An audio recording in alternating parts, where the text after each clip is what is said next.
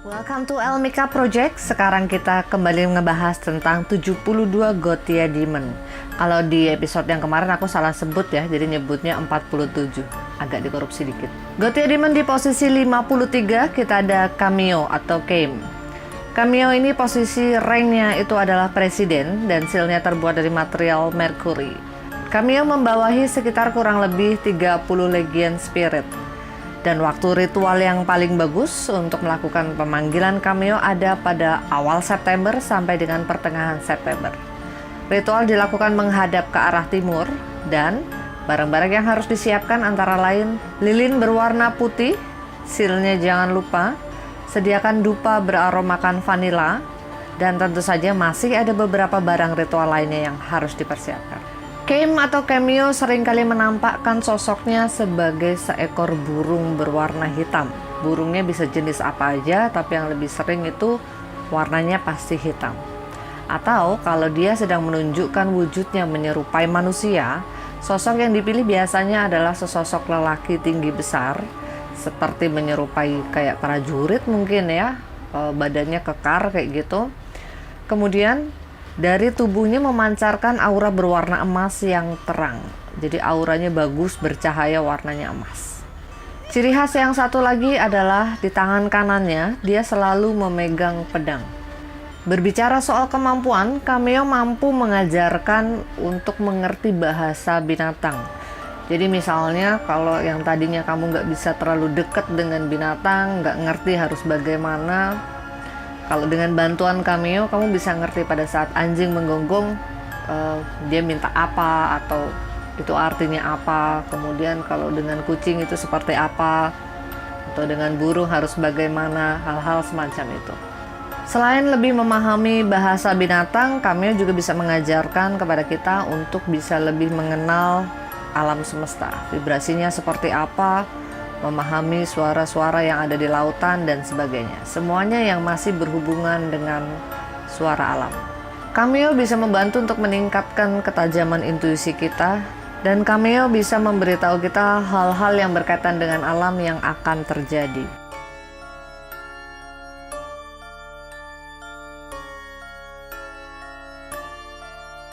Di posisi ke-54 kita ada Murmur atau Murmus.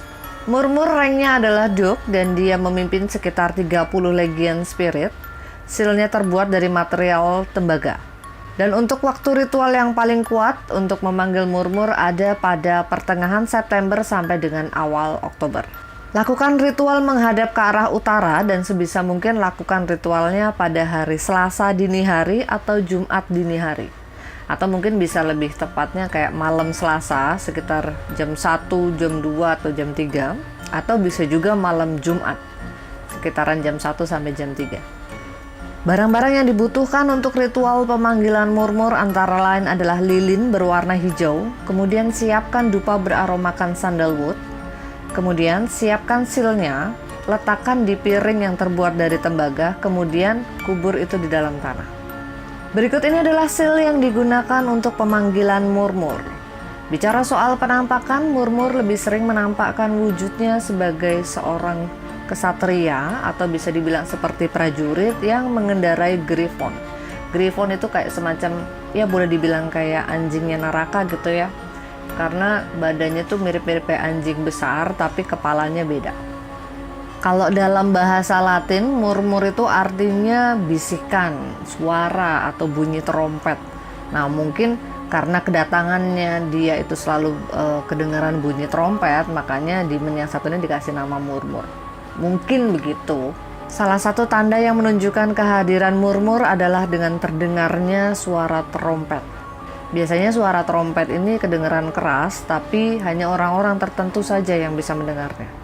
Jadi kayak bunyinya tuh kayak muter di dalam kepala gitu. Ya mungkin kalau di ruangan itu ada 2 atau 3 orang, mungkin hanya 1 orang aja yang mendengar. Jadi hanya orang-orang yang terpilih aja yang bisa mendengar kedatangan si Murmur ini. Kalaupun Murmur tidak menampakkan sosoknya sebagai seorang kesatria yang menaiki Griffon, dia akan menampakkan wujudnya sebagai sosok bayangan hitam yang pekat, yang itu membentuk wujud seperti manusia, tapi nggak terlalu kelihatan wujudnya. jadi cuma sebatas kayak asap pekat aja. Bicara soal kemampuan, Murmur ini merupakan salah satu necromancy demon selain Bifrost dan juga Boon. Nah, Murmur ini biasanya bagian ngurusin soulnya atau jiwanya. Bifrost dan juga Boon biasanya dia yang ngurusin bagian mindah-mindahin mayatnya atau menggerak-gerakkan mayatnya. Murmur mempunyai kemampuan untuk memasukkan jiwa kepada sosok mayat.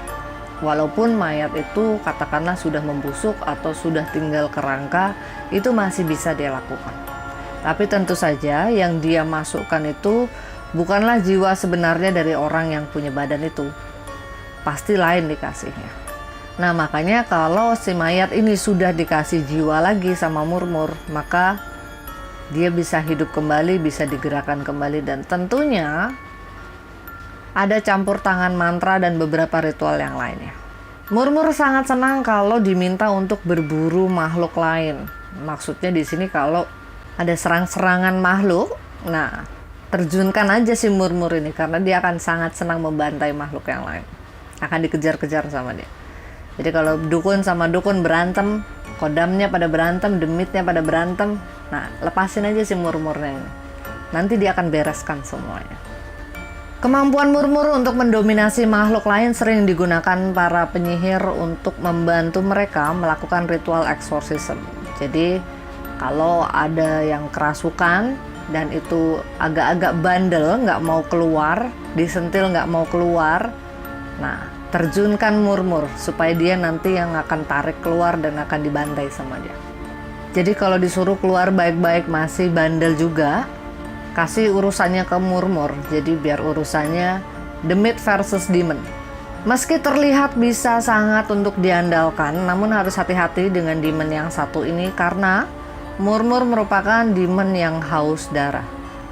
Dia sangat agresif, kasar, dan juga seringkali mengintimidasi untuk dia bisa mendapatkan sesajen atau persembahan berupa darah. Rata-rata pemanggilan demon yang satu ini selalu berakhir dengan pertumpahan darah. Entah mau diakui atau tidak, ujung-ujungnya nanti pasti akan ke sana.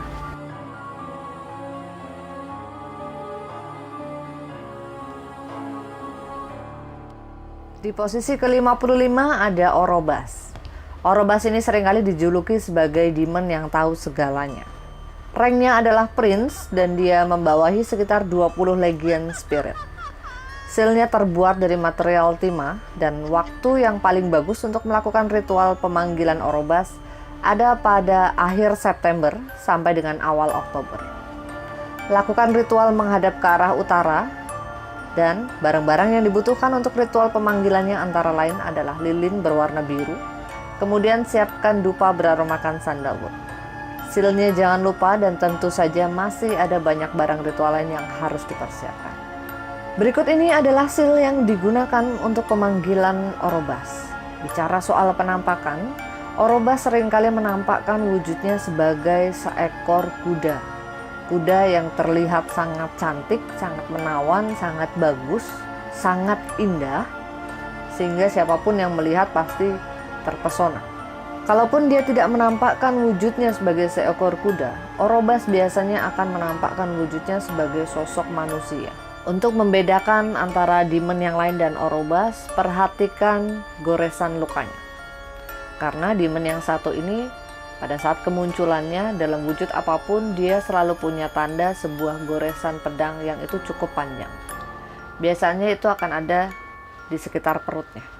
Orobas seringkali diperbantukan bukan hanya dalam dunia sihir dan supranatural, tapi juga dalam dunia bisnis. Orobas mampu meminjamkan sebuah kekuatan, di mana kekuatan itu mampu membuat si orang ini jadi intuisinya jauh lebih tajam. Kemampuan supranaturalnya jauh lebih hebat.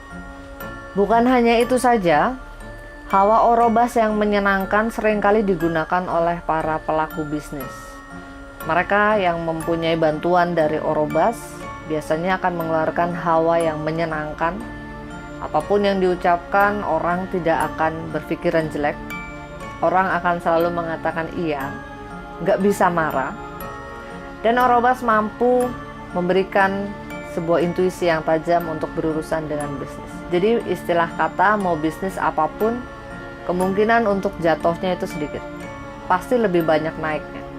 Karena kita dikasih intuisi lebih tajam, harus mengolah bisnisnya seperti apa, kira-kira mau jeblosnya di mana, dan itu bisa dihindari. Mana yang menguntungkan, itu kita akan dikasih tahu lebih dulu. Banyak politisi dunia, aktris, penyanyi, mereka melakukan sebuah perjanjian dengan Orobas, dengan imbalan mereka mendapatkan power. Power itulah yang mendongkrak ketenaran mereka, mendongkrak kekayaan mereka, mendongkrak kekuasaan mereka. Apakah tumbal persembahannya rumit? Tidak. Tapi setelah perjanjian selesai, kamulah yang akan jadi korban persembahannya. Buat kamu yang baru nonton Elmika Project, jangan lupa untuk subscribe dan juga nyalakan bel notifikasinya. Black magic, sihir, dan juga dunia perdimenan memang sangat menarik. Kesulitan apapun yang sedang kamu alami sekarang, keterpurukan seperti apapun yang sedang kamu lalui sekarang, jangan pernah menyerah. Jangan pernah mudah untuk melakukan suatu perjanjian dengan demon. Karena yang sudah-sudah biasanya akan menyesal. Saya Elmika undur diri, kita akan ketemu lagi dengan video Gotia Demon yang lainnya. Elmika Project, this is what we do.